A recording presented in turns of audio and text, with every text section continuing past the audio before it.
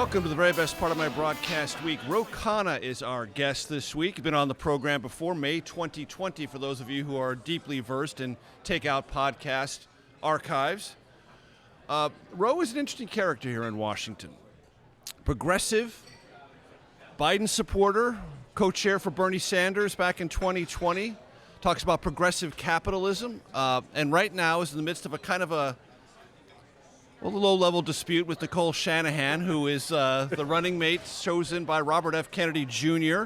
So let's start there. Ro, first of all, great to see you. Thanks for joining us. Thanks for having me back. So what is your relationship currently with Nicole Shanahan? Someone you knew previously and you know now, and she says you are anti-democratic by telling her to get off RFK Jr.'s ticket.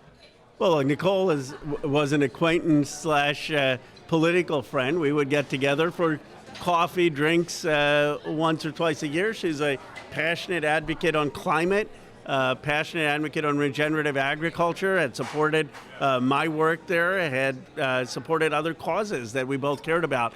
And before she was selected as vice president, she has the courtesy of giving me a phone call.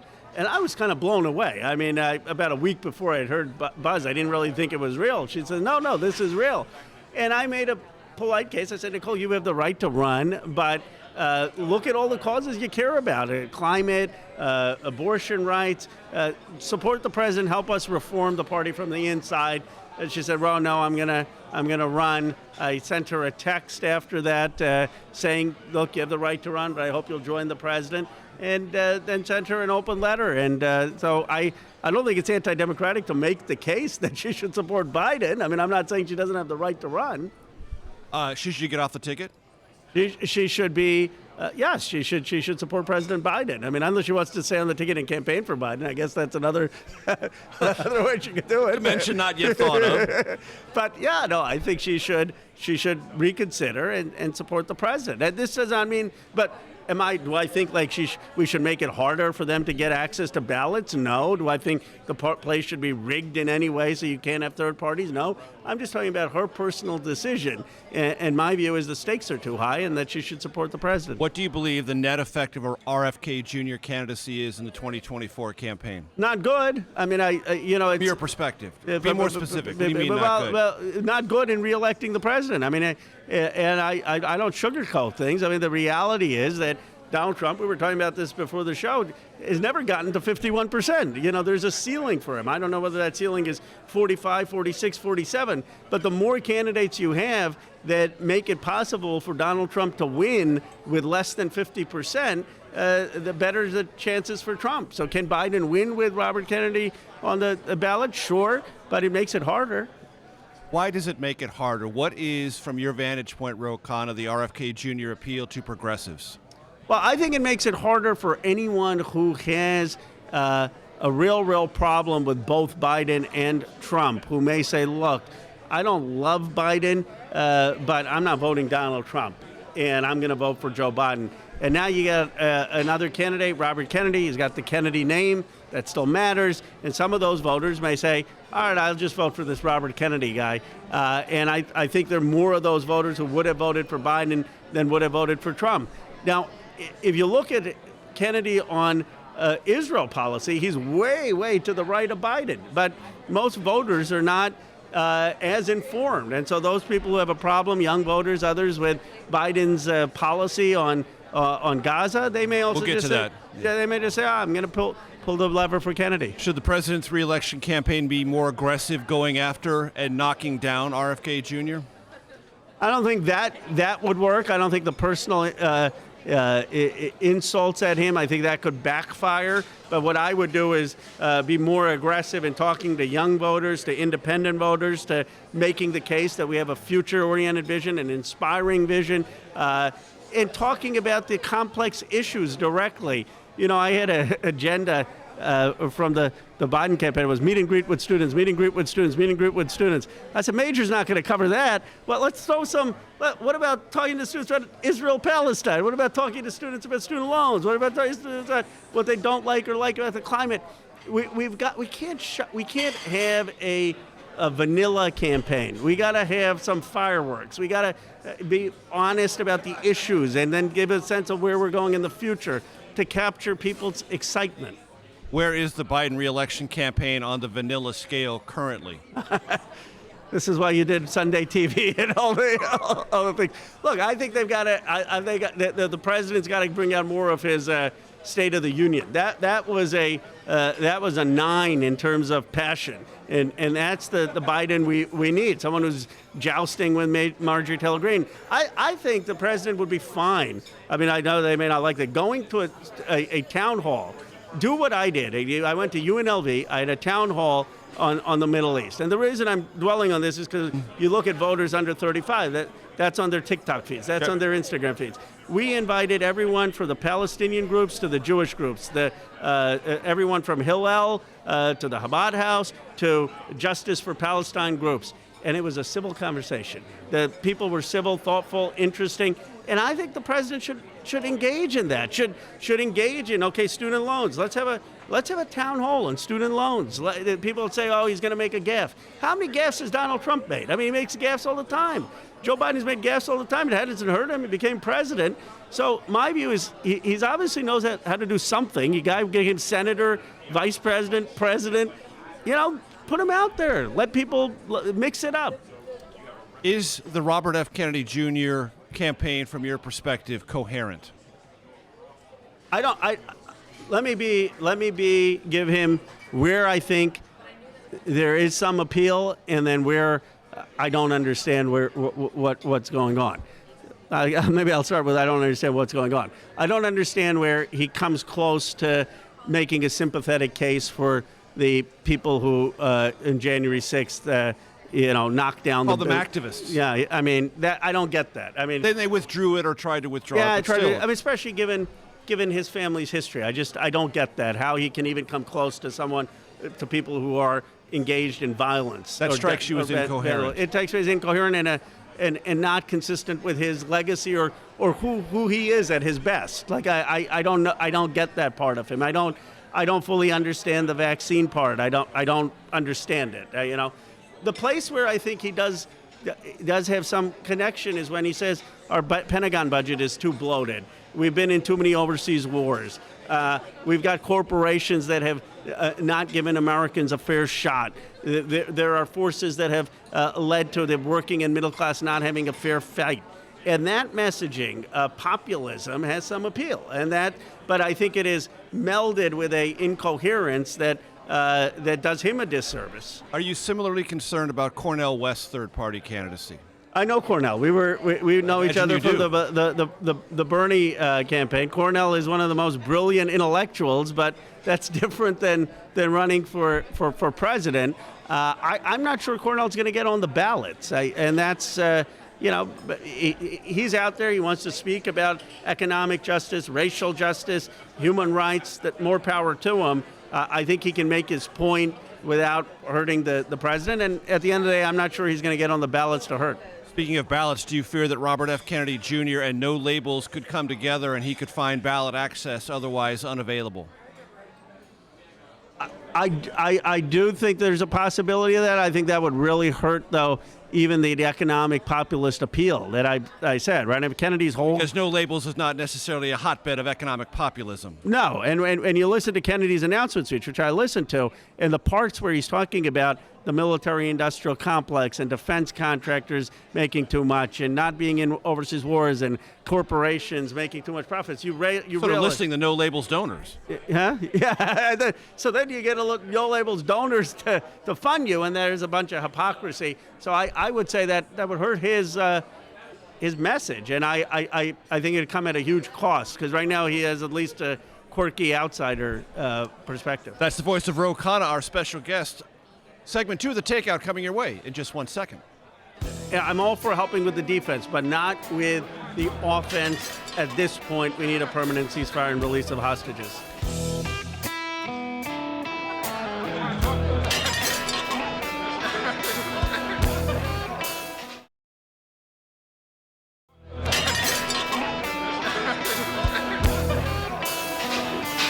Welcome back to the Takeout. You know, one of the hallmarks of this show is restaurants. We love to go to restaurants. Why? Well, yes, I like to eat. That's definitely a given.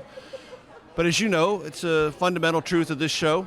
All conversations are better over a meal. That's just a fact. You know it and I know it. Ro Khanna is here. We're at Carmine's. We want to thank them for their hospitality.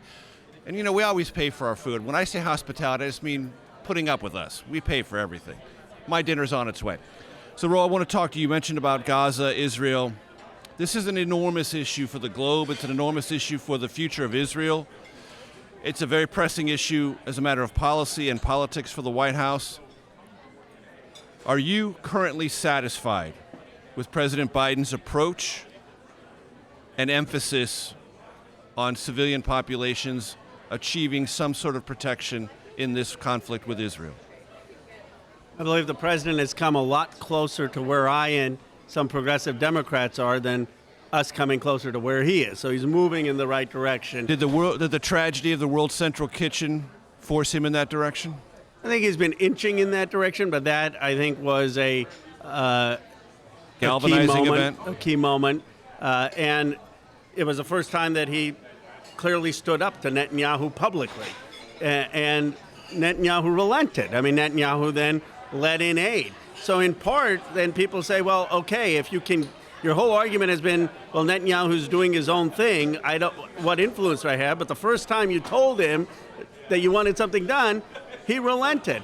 And it was the first time the president said, if you don't do something, our policy will change. Yes.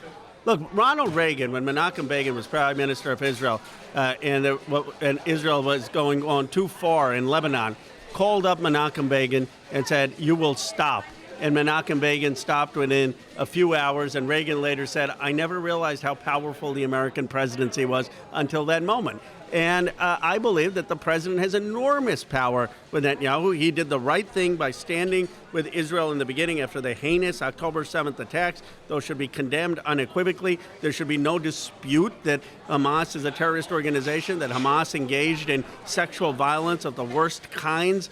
But after a month and a half where Hamas, his battalions were destroyed, this war should have come to an end with a release of hostages and a permanent ceasefire. The president then should have started calling for that. And at this point, we should not be transferring offensive weapons to Israel. We should not. We should not. 56 members of Congress, including Speaker Pelosi, wrote a letter to the president, including me, saying that I am all for still providing Iron Dome. I'm all for still providing... Iron Dome is a method by which Israel can defend itself against missile attacks. Against missile attacks. I'm all for providing Arrow 3. Those were the types of interceptors that worked, fortunately, in the Iranian attack recently at Israel. And I'm glad that the president sent our military to help intercept some of those. Our thanks to Destiny. Iranian, Some garlic bread has arrived. Destiny, we thank you. Thank you. That, and I appreciate that our military helped stop a lot of those missiles. So unfortunately, only one 7-year-old girl has been hurt and in critical condition. I'm all for helping with the defense, but not with the offense. At this point, we need a permanent ceasefire and release of hostages. A guest on this show recently, Samantha Power, said that famine has begun in Gaza. Is Israel the cause of that famine? Israel has not done enough to prevent the famine. I mean, obviously, you start with the fact that Hamas should never have attacked. I mean, that's the first problem. And I agree that Hamas is not always getting the aid into its people. So you can't have a view that it's all Israel's fault. But Israel has insisted on blaming all of UNRWA, and there are the UN Relief Agency. UN Relief Agency. That's the only agency that has the distributional mechanism there. So even if you have a few people affiliated with Hamas, and I'm not saying that's not true, there are 12,000 aid workers, we can't just be defunding it. Israel restricted too much the land corridors to allow aid in from Gaza, forcing us to do things like construct a seaport, which is delaying the process. Finally, they're relenting and allowing aid in. But the most obstructive thing is that they're bombing. I mean, they're bombing the area, and so it's hard to get aid in when you're competing with bombs. Do you believe, Ro Khanna, at any level Israel has committed war crimes? I will leave that to the courts. I mean, there's a case with the International Court of Justice, and I'll leave that to the State Department to look at the facts. And I don't think it's for me to sit here and make a legal determination. What I will say is that Netanyahu is engaged in bombing that has been indiscriminate, that they has hit hospitals and refugee camps and has not exercised sufficient care for Palestinian lives. Let me rephrase it. Has the credibility of that charge ever been this close when it comes to the state of Israel? I don't think that there's ever even been a case against Israel. So by definition, Netanyahu has come closest to the line of having people criticize Israel not paying sufficient attention to Palestinian civilian women and children and lives. And whenever you say that, Shatila and Shabrook would have been very close in the history of Israel. Fair enough. Tom Friedman would argue that was been a case where war crimes accusations could have been leveled. Fair enough. I mean, I leave that to Tom Friedman. But in modern times, and I think that Netanyahu has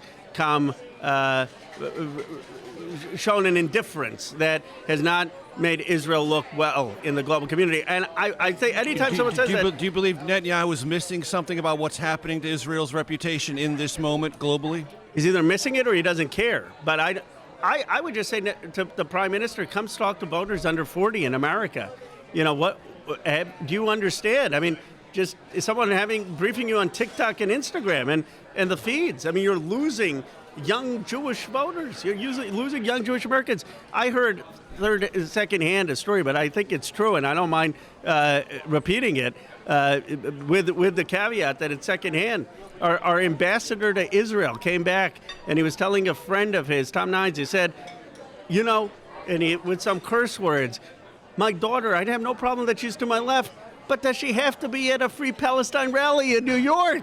This is our ambassador to Israel, right? I mean, you know, they're losing a new generation. And then they come back, the answer from the Israeli government, who I've talked to is, Ro, but Hamas is doing this. Hamas is hiding civilians. Hamas is doing this. Anytime you criticize Israel, I said, Israel is not Hamas. Hamas is a terrorist organization. Israel is a Western democracy. The standards are higher. So one can criticize Netanyahu's approach without drawing a moral equivalence with Hamas. Let me ask you this. When you talk to progressives, especially those under the age of 40 or 35, there is a language about Israel I want you to talk about. There is a language that they're colonizers, that they're exploiters, that they don't belong there, that they are somehow illegitimate in that place and in this time. What do you tell them? Or how do you reframe or engage in that dialogue? I reject that characterization. I'm not mischaracterizing it, am I?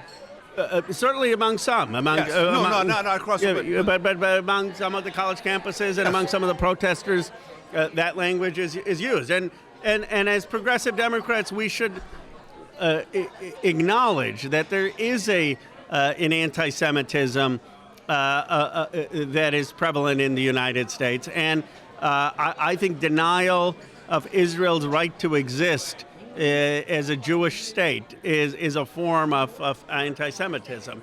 And that's why I did an anti-Semitism resolution, actually, with Brian Fitzpatrick.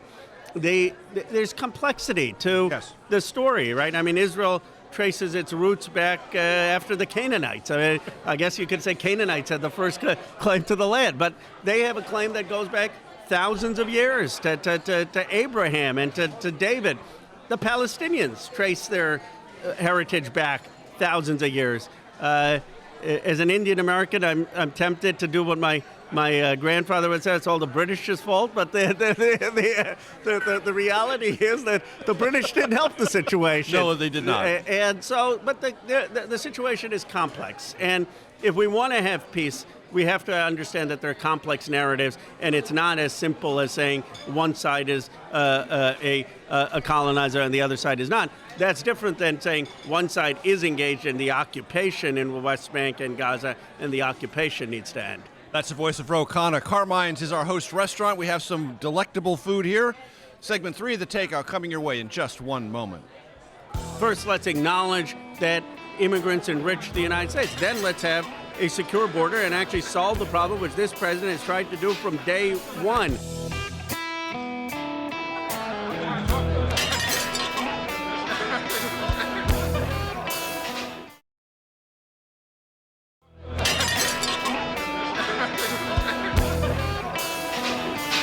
Welcome back to the Takeout. Ro Khanna is our guest. We were talking a few moments ago, Congressman, about the Biden economic message. In an article that appeared recently in The Atlantic, you were quoted as saying, we haven't been driving a clear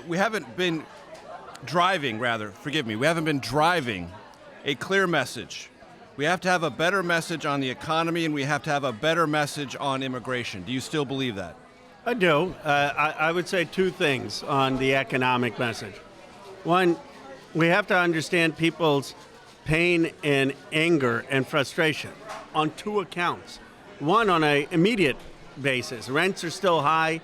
The cost of food is still high. The cost of gas is still high. So we need to make an argument that we're going to do more to lower costs and increase pay than Donald Trump, not that somehow we have triumphed and because unemployment is low and inflation is 3.5%, things are great. But on a more deeper level, we have to understand that a lot of people were upset at the institutions because the institutions of this country have let people down, hollowed out industry, hollowed out the working and middle class, sent jobs offshore, cheap wages, and people's identity was lost. And that happened over 40 years while politicians watched, while Wall Street watched. I think it's what created the conditions for Donald Trump's rise.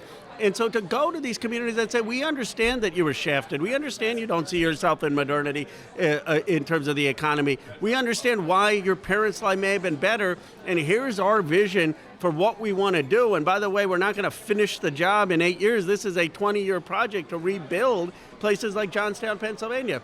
So in my view, we need a more empathetic economic message that recognizes the legitimate grievances of voters. Do you believe in this inflationary environment that corporations are gouging consumers? I think that they're benefiting from it. Because there's a delta, ladies and gentlemen. Check the economic data on this. Wholesale prices and inflation prices. There's a big gap in between them. And one of the ways that economists explain that is profit-taking on the part of the sellers, meaning the corporations. Yeah. Do you believe that to be true? I do. I mean, look. The president say more about that. Yes, I mean, and I think you should say it simply in Joe Biden language. Have you ever noticed that the price at the pump goes up really fast, but it doesn't come down that fast? Have you ever noticed your rent goes up really fast, doesn't come down that fast? And there is that delta, which corporations used inflation to jack up the prices. They haven't brought it down, and that's the profit margin that has led to record corporate profits. And there needs to be pressure on them to bring it down. This is why I have been for a rent cap. Now, in traditional economics, this is heresy. Yes. Milton Friedman made his career, his first paper, I know because I went to University of Chicago, was against rent caps. The reality of the modern economic research, in New Jersey, they did studies which have rent caps. It does not hurt supply because you have an artificial shortage. Friedman's papers make the assumption that there can't be an artificial shortage. And right now you've got the landlords getting all the benefit of that and not the renters. And we need to balance that out. But we need policies like that are actually going to make a difference on people in the street who are saying, well, what's happening with my rent? You also said in The Atlantic, I mentioned it, we, meaning the Democratic Party, and I believe the royal we there is President Biden, needs a better immigration message. What's wrong with it? First, we need to be aspirational about being an immigrant nation. You know, Mario Cuomo's 1984 speech, after that he was asked about his parents, and he said, I imagine what it was like for my parents to come to Ellis Island. And I imagine my mother being asked, what is your education level? 8th grade. What does your husband do? He's a ditch digger. Why are you in America? Oh, just because of economic opportunity.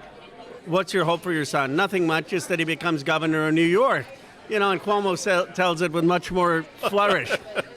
But that's the story of America. And you got one side which is saying immigrants are poisoning the bloodstream of America, and the other side that's saying, how do we address all of the problems that immigrants are posing? And no one is saying, this is our comparative advantage. This is why we're beating China. This is why it's a good thing that there's a line of people who still want to come to the United States of America, don't want to go to communist China, don't want to go to a stagnant Europe. This is what renews the American spirit. And then you say, now that we understand why we're one of the greatest nations in the world, the greatest nation in the world, and immigrants are part of that, let's make sure that we have an orderly process. Let's make sure we have a secure border. Let's make sure we have a pathway to citizenship. But we're not arguing the affirmative at all.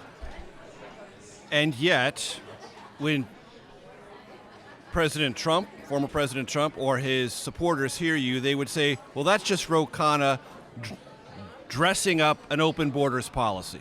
I'm not for open borders. I mean, my parents came here as immigrants. They got a green card. They became citizens. I'm all for people following the process. But first, let's acknowledge that immigrants enrich the United States. Then let's have a secure border and actually solve the problem, which this president has tried to do from day one, which is more border agents, more immigration judges, more processing of people before they get to the border, and not having draconian policies such as punishing sanctions in Venezuela that started under Trump, that we were supposed to get rid of Maduro. We still have Maduro, but we've got a whole group of Venezuelans who are fleeing because of the economic conditions caused by some of our sanctions.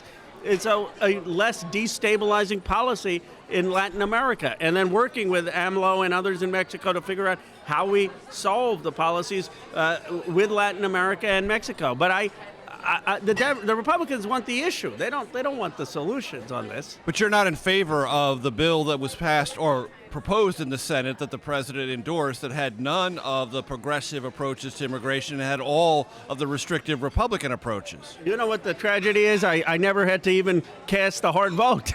They didn't put me on the record. I would have been a very tough vote for me because I was opposed to the process. The Latino senators were not involved in that. None of the Hispanic caucus was involved. There was a massive language that would have taken away people's right to immigrate as in asylum, and I was probably a no. But if the president had called me and said, "Ro, we really need this. This is the only compromise," it would have been a tough vote. I would have considered the progressives. I considered the tragedy of that is even though the progressives got nothing, even though the president basically gave the Republicans carte blanche to write that bill, even though the Latino caucus, Hispanic caucus had no say, Donald Trump still opposed it.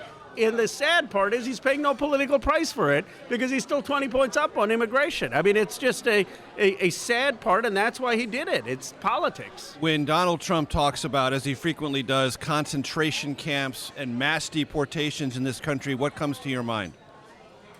Ignorance. Does that make you fearful? It makes me fearful for people who are undocumented in this country. It makes me fearful for people who are immigrants.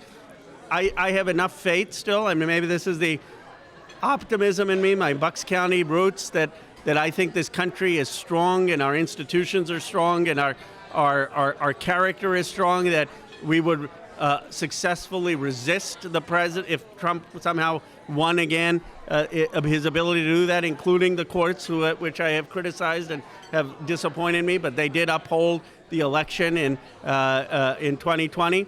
But what first comes to my mind is how sad that someone running for the American presidency is using that kind of language in the United States of America for political gain and for his own appealing to the worst instincts of his base. In June of this year, will Mike Johnson still be the Speaker of the House? I think so. I know Mike. We came in together. I think on Ukraine he wants to do the right thing. We have ideological differences, but I think he's not one of these, let's just blow the place up. Will he still be Speaker because Democrats worked to protect him and preserve his speakership? I said if he brings a clean Ukraine bill, I would look to table a motion to vacate him. But at some point, I think the Republicans also will say, do we really want to change horses a few months before the election? And, I think he hangs on at least till November. Do you think there will be a clean Ukraine bill soon? I think Johnson wants to get there. He would have Democratic support. He'd have people like me if he puts up a clean Ukraine bill helping him not get vacated. I'm hopeful we'll have some movement on it. That's the voice of Ro Khanna. More food has arrived. We'll continue the conversation and enjoy the food when we come back. Segment 4 of the Takeout coming your way in just 1 second. I think abortion rights is a huge, huge decision. We overperformed in 2022 because of that.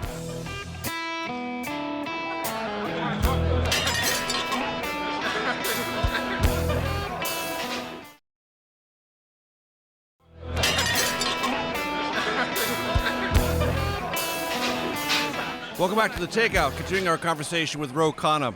So, Congressman, you mentioned him before we went to break.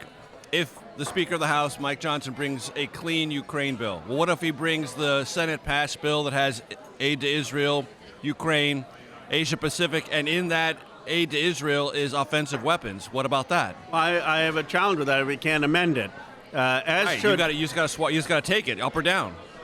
But we'll cross that bridge when it happens. But as of now, I have a very hard time voting for any offensive aid to Israel, as should 56 House Democrats, including Speaker Pelosi, who signed that letter to President Biden just 3-4 days ago. Now, could the White House give some assurance that they're not going to, maybe the president comes out and says, look, vote for this, but we're not going to ship any offensive weapons, and maybe that gets people to be comfortable, but it would require some action like that from the White House. What is your attitude about something Mike Johnson, the Speaker of the House, has talked about, which is a loan to Ukraine as opposed to aid? Better than nothing. I mean, if that's the only thing we can get, let's move in that direction. I mean, I think from my understanding of talking to the people at the State Department, at the NSC, we need the aid. The loans aren't going to be enough. But, we can't, every day that goes by is a day that is... Something is better than nothing. Yes. Understood. Real quick, I'm going to mention some states, and I want you to tell me if President Biden is going to win them or not. I'm going to say he wins everything. All right, Pennsylvania. He definitely wins Pennsylvania. I'll tell you why. More comfortably than in 2020? More comfortably, or at least he wins it. I grew up in Pennsylvania. When I was in 11th or 12th grade, I played Joe Biden in mock Congress when he was the chair of the Senate Foreign Relations Committee. Joe Biden's roots in Pennsylvania go very deep. And he was known when I was growing up as the third senator of Pennsylvania. He wins it just out of his tradition and roots in the state. Michigan. I think that's his hardest state. That, to me, is the swing state. If the election were tomorrow, it's a true toss-up. I think we have work to do with the Muslim Arab American communities and communities of color in that state. Wisconsin. I think he ekes out Wisconsin. But Wisconsin, I would say, is the second hardest state after Michigan in terms of what we have to win. Arizona and Nevada. I think he wins Nevada. Nevada, the Democratic Party is much stronger than people realize. That always looks like a close election. We turn out the votes. Arizona, I don't have enough of a field for because I haven't been there enough. I think Ruben Gallego being on the ticket helps, but we have work to do there. How prominently do you believe the issue of abortion will be? This will be the first presidential election conducted since the Dobbs decision that overturned Roe versus Wade. Actually, that's a great point. Arizona, maybe I'm a little more bullish on after that decision. I mean, I think abortion rights is a huge, huge decision. We overperformed in 2022 because of that. I think it's particularly an issue in states like Arizona. In states like California, it was an issue, but we noticed that many people didn't mobilize in the same way because abortion rights have been protected. And that was the same in New York, and now that's, thanks to Gretchen Whitmer and others, the same in Michigan. But in a state like Arizona, where you have going back to 1864, that could be the issue that swings that state. And so I do think it's a big issue in places like New Hampshire, North Carolina. I mean, I do think it's a major issue. By the time September of this year rolls around, Congressman Khanna, will former President Trump be a convict? I have no idea how the New York case is going to go.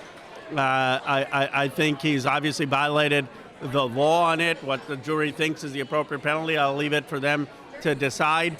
But I don't think we should be banking on that as our When you say we, you mean Democrats? The Democrats. I mean, I know the polling shows that if he gets convicted, then he loses a lot of support. The polling has showed that in the past, and it hasn't proven to be true. So, I wouldn't count on that as a silver bullet, whether it happens or not.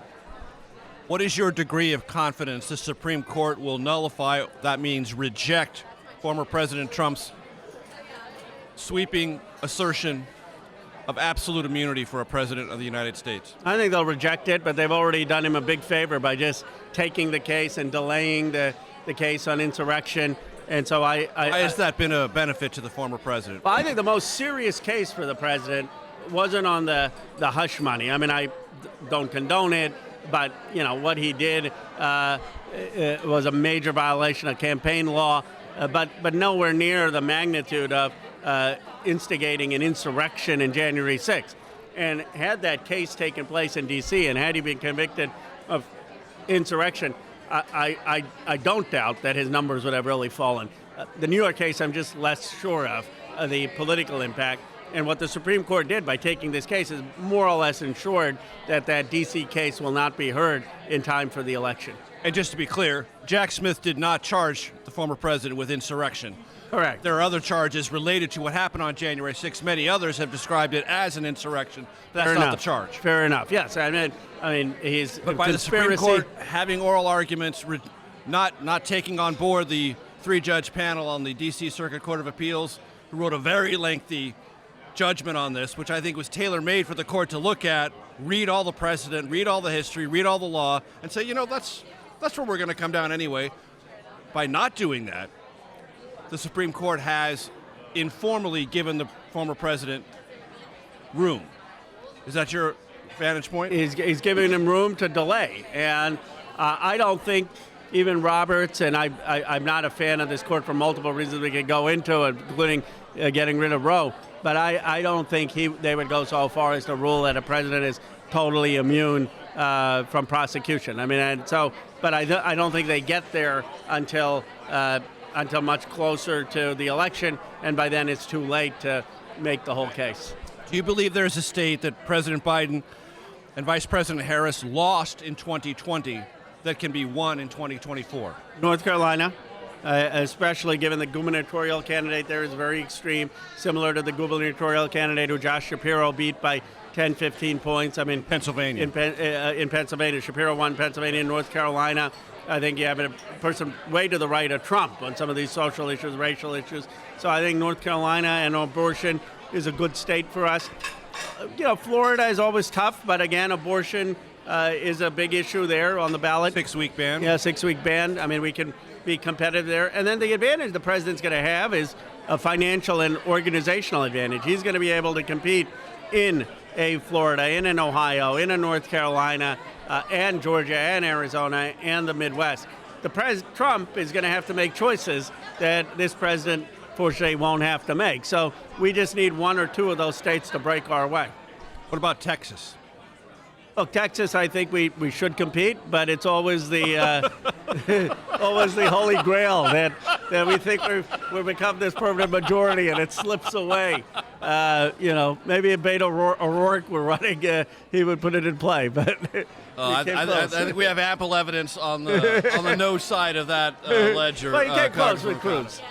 All right, Ro Khanna, been a pleasure. Thanks so much. Stay tuned for your Takeout Outtake Especial, folks. We'll see you next week.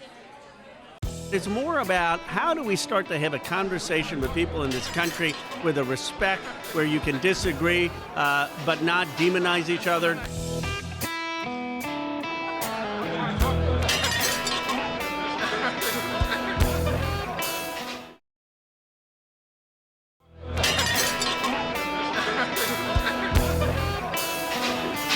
Welcome to your Takeout Outtake Especial. We are at Carmine's, thoroughly enjoying our time here. Ro Khanna is our special guest. He's been on the show before, so he's answered the 3 threshold questions. Go back to the archives, get the answers there.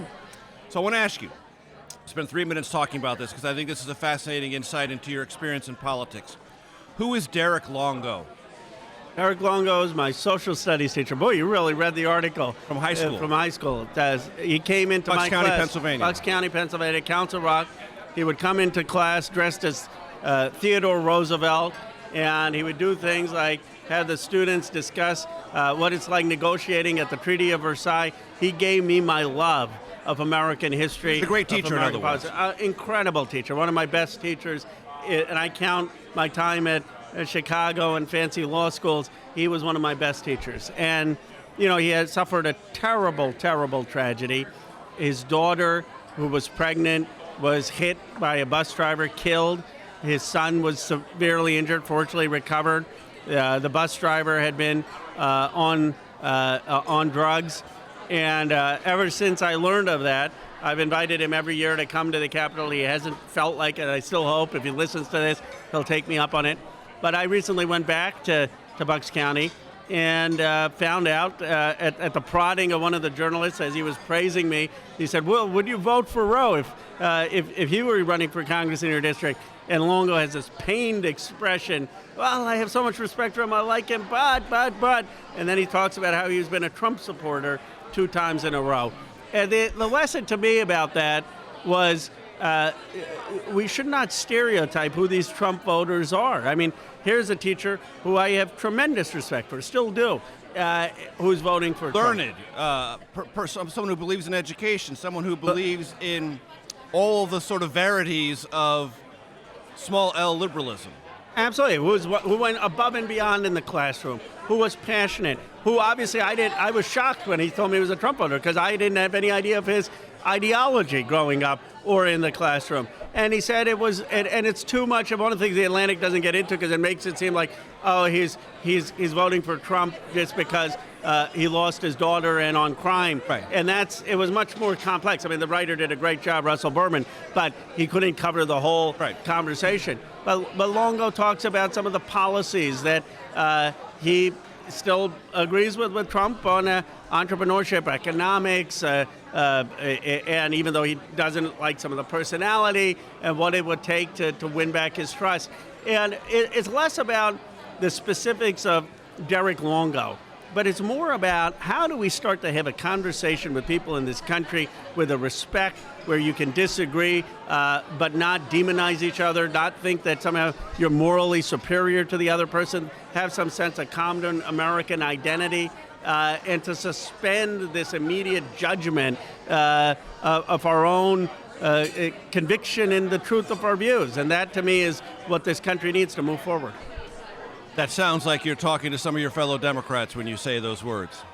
Well, I'm talking to both Democrats and Republicans, and I'm not being preachy in this. I'm sure I've been guilty of hurling insults and myself, but it just seems to me, Gary, that we're going to have one of the ugliest elections in my lifetime.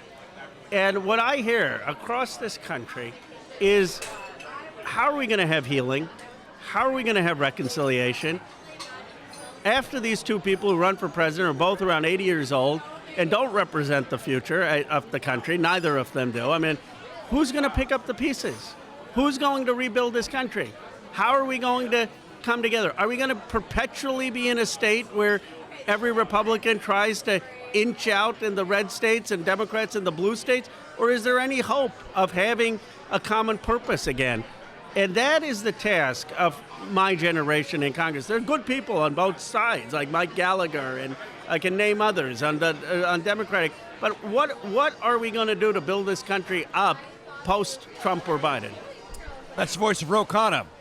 That's your Takeout Outtake Especial. Our thanks to Carmine's. We'll get to our food now. We'll see you next week.